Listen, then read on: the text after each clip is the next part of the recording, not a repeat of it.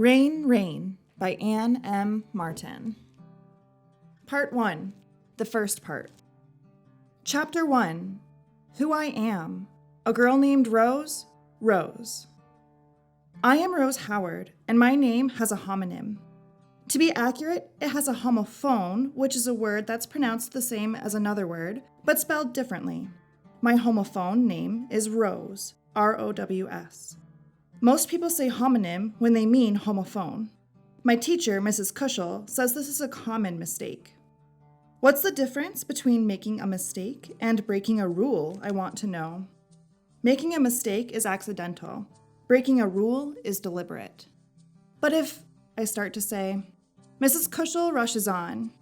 It's all right to say homonym when we mean homophone. That's called a colloquialism. Breaking has a homonym, I tell her. Breaking.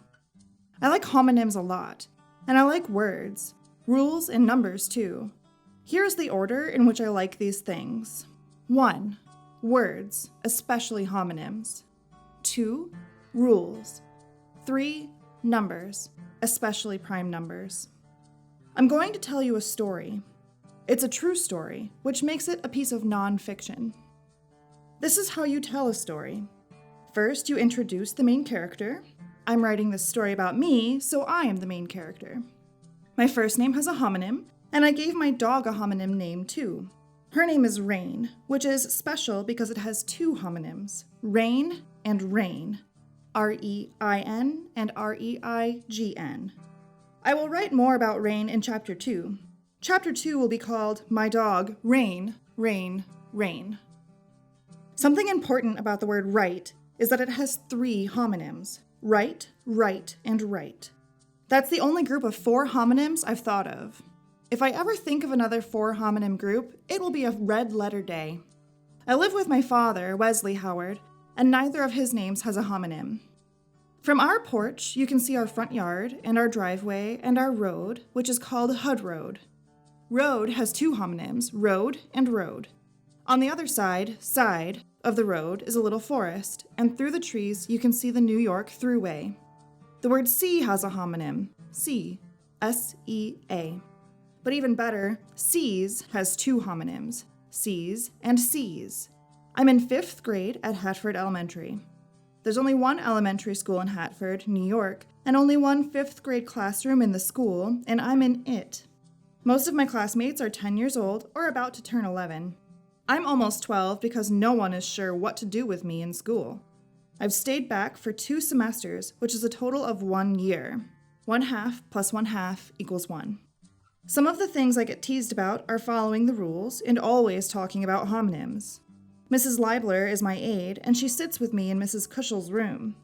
She sits in an adult-sized chair next to my 5th grade-sized chair and rests her hand on my arm when I blurt something out in the middle of math. Or, if I whap myself in the head and start to cry, she'll say, "Rose, do you need to step into the hall for a moment?"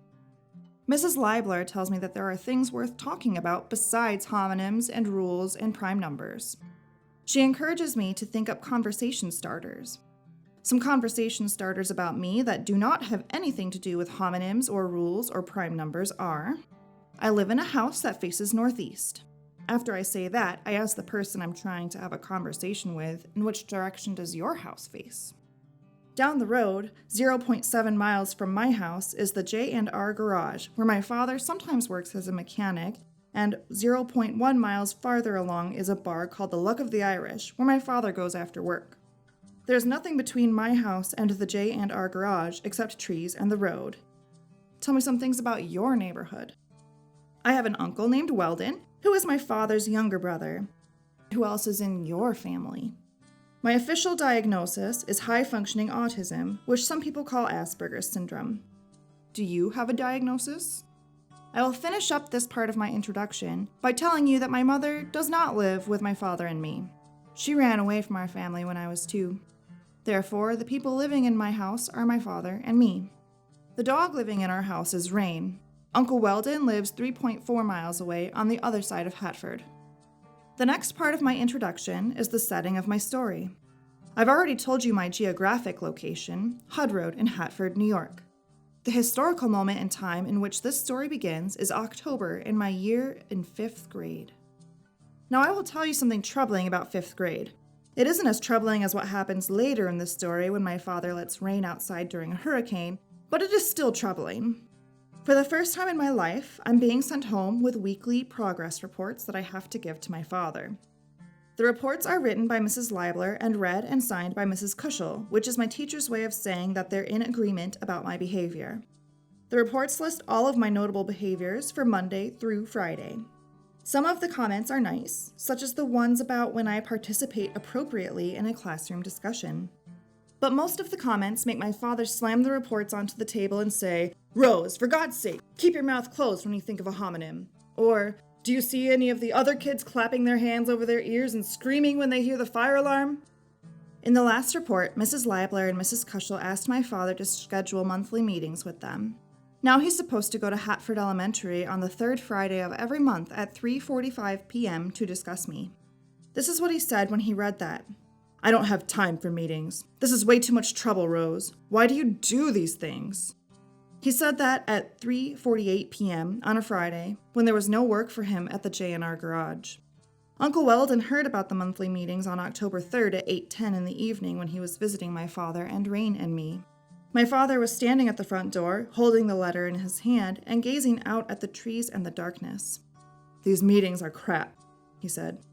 Uncle Weldon, who was sitting at the kitchen table with me, looked at my father from under his eyelashes and said, "I could go if you want." Uncle Weldon has a very soft voice. My father whipped around and pointed his finger at Weldon. "No, Rose is my responsibility. I can take care of things." Weldon lowered his head and didn't answer. But when my father turned around so that he was facing outside again, my uncle held up 2 crossed fingers, which was his signal to me that everything would be all right. Right, right, right. I held up my fingers, 2, 2, 2, and we each touched our hearts with them. After that, Rein came into the kitchen and sat on my feet for a while. Then my uncle left. Then my father crumpled the letter from Mrs. Leibler and Mrs. Cushel and tossed it into the yard.